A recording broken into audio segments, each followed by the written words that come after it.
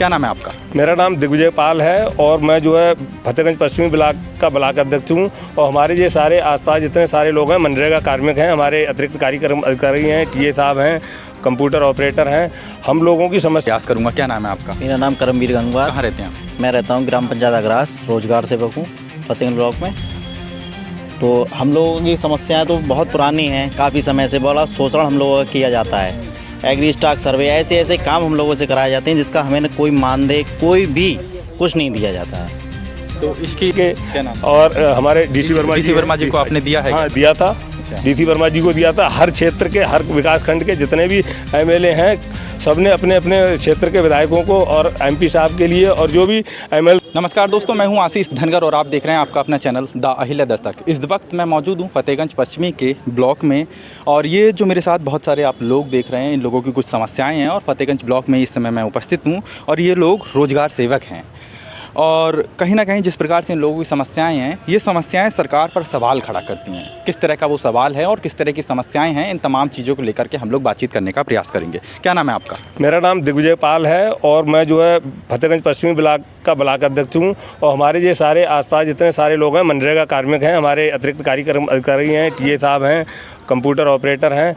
हम लोगों की समस्या ये है, हमसे काम तो कराया जाता है, अन्य विभागों का भी काम कराया जाता है। हम लोग बीएलओ हैं, एग्री स्टेक सर्वे का काम करते हैं, क्राफ्ट सर्वे करते हैं, सारा काम हम पे कराया जाता है। और इसी के क्रम में हमने खंड विकास अधिकारी महोदय को ज्ञापन भी दिया है। आज हमारा लगभग एवरेज 3 साल से लगभग मानदेय बकाया है, ईपीएफ के समय पे मिलता नहीं है। और जो है हमारे सामने रोजी रोटी का, परिवार चलाने का बहुत बड़ा संकट है। सरकार हमारी बात पे कोई ध्यान नहीं दे रही है और हम लोग बहुत बार जो है धरना प्रदर्शन के माध्यम से, ज्ञापन के माध्यम से अपनी बात को रख रहे हैं, लेकिन हमारी बात का कोई असर नहीं हो रहा है।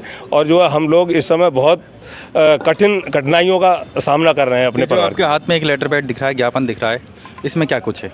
इसमें इसी के लिए है, हमारे ईपीएफ से संबंधित, मानदेय से संबंधित सारी इसमें बातें लिखी हुई हैं।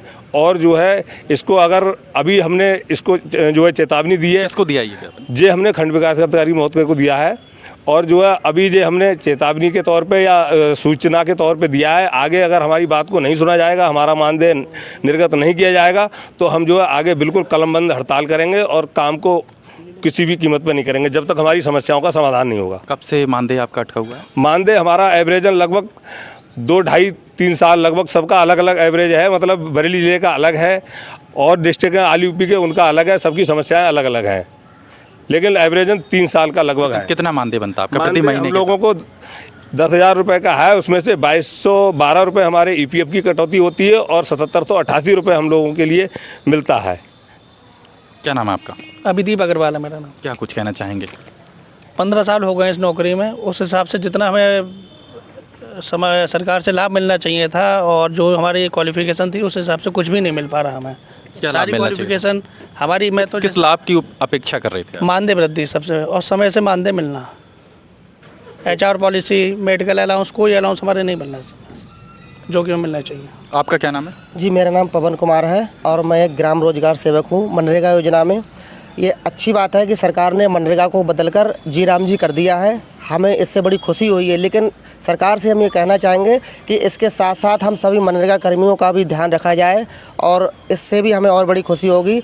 सबसे ज़्यादा हमें परेशानी इस बात से हो रही है कि हम लोग काम लगातार कर रहे हैं, लेकिन मानदेय के लिए हम लोग कई महीनों से हमारा मानदेय नहीं मिल रहा है। हमारा सरकार से ये कहना है कि हमारे मानदेय को बढ़ाया जाए, बकाया मानदेय जो है उसका भुगतान किया जाए और मानदेय हमारा पृथक बजट से किया जाए, वरना अगर हमारी ये आवाज़ नहीं सुनी जाएगी तो हम सारे लोग कलमबंद हड़ताल करेंगे। अच्छा, और भी लोगों से मैं बातचीत करने का प्रयास करूंगा। क्या नाम है आपका? मेरा नाम करमवीर गंगवार। कहाँ रहते हैं आप? मैं रहता हूँ ग्राम पंचायत अग्रास, रोजगार सेवक हूँ फतेहगंज ब्लॉक में।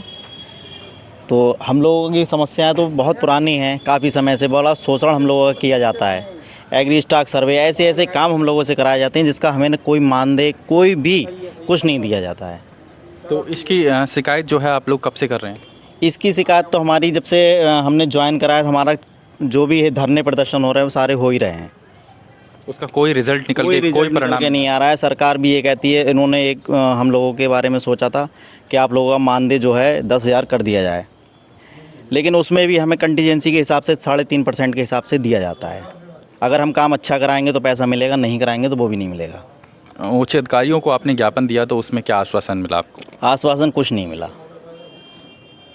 कुछ तो मिला हो। कुछ भी नहीं मिला। आप लोगों को क्या उम्मीदें हैं?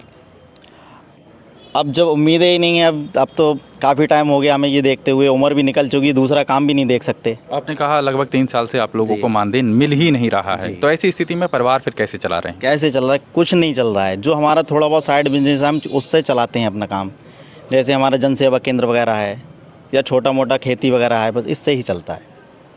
सरकार से क्या मांगे आपकी? सरकार से मांगे हमारी HR पॉलिसी मानी जाए, एक हमारा पृथक बजट से मानदेय किया जाए।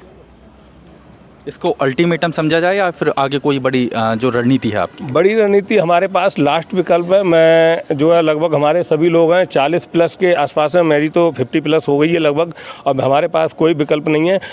आज के इस युग में अगर 7788 मिल रहा है, वो एक बिल्कुल निम्न स्तर का कोई मजदूर है, हमारी क्वालिफिकेशन जो भी है उसके हिसाब से जो हमारी नौकरी लगी थी उसके हिसाब से कुछ भी नहीं है। कम से कम जो सरकार ने एक कोर्ट ने या सरकार ने जो किया है कि न्यूनतम मजदूरी के हिसाब से भी हमारे लिए हमारा मानदेय फिक्स किया जाए, पृथक बजट से किया जाए, और तभी हमारा कुछ होगा। इस 7788 में भी हमारा कुछ नहीं हो रहा। इससे तो एक बच्चे का अगर ढंग के स्कूल में पढ़ाएंगे तो उसका फीस का भी गुजारा नहीं हो पाएगा। संविदा पे रहते हैं आप लोग? संविदा पे हैं जी, हम 2008 से हैं। हम लोगों को लगभग 20 वर्ष होने जा रहे हैं और हमारे जीवन हमारा बर्बाद हो गया, कुछ भी नहीं बचा है हमारे पास। हमारे बच्चे लगभग हमारे शादी के लायक हो। मेरी बच्ची जो है ग्रेजुएशन कर रही है, हम उसकी फ़ीस के लिए भी हम चाहें अच्छे स्कूल में पढ़ा सकें तो नहीं पढ़ा सकते, क्योंकि हमारे पास इतना घोर संकट है कि हमारे पास पैसे की समस्या ही समस्या है और इस नौकरी में घेर के रखा है। ना तो हमें कुछ समय से मिलता है और ना ही आगे बढ़ने की कोई संभावना है। और जो योजना का नाम बदला गया है, उस योजना में जो वर्कर हैं या उनके लिए नाम तो बदल दिया गया, लेकिन हम लोगों के बारे में उसमें कोई विचार विमर्श नहीं है। यहाँ के जनप्रतिनिधि आपकी आवाज़ बुलंद करने का काम कर रहे हैं क्या? जनप्रतिनिधि को हम कई बार लेटर हेड के माध्यम से, किसको? जैसे MLA हमारे क्षेत्र के, क्या नाम? और हमारे DC वर्मा जी को आपने दिया है? हाँ, दिया था। अच्छा। DC वर्मा जी को दिया था। हर क्षेत्र के, हर विकास खंड के जितने भी MLA हैं, सबने अपने अपने क्षेत्र के विधायकों को और MP साहब के लिए, और जो भी MLC हैं या मंत्री जी हैं, सबके माध्यम से हमने लखनऊ पहुँचाने का काम किया, लेकिन हमारी उसको बिल्कुल रद्दी की टोकरी में डाला गया। कोई भी उस पर विचार नहीं हुआ। बहुत बहुत धन्यवाद आपका। तो साथियों, जिस तरह से आपने देखा इन लोगों की समस्याएं हैं, अब ये समस्याएं कब तक जो है इनका समाधान मिल पाएगा और कब तक जनता के जनप्रतिनिधि या फिर सरकार सत्ता शासन के लोग इनकी आवाज़ को बुलंद करेंगे, इनके परिणाम को जो है जिस तरह से इनकी समस्याएं हैं उनका निवारण करने का काम करेंगे, कब तक करेंगे ये देखने वाली बात रहेगी। हम लगातार द अहिल्या दस्तक के साथ बने रहेंगे। फिर मिलेंगे एक नए वीडियो, एक नए टॉपिक के साथ में। तब तक के लिए जय हिंद, जय भारत।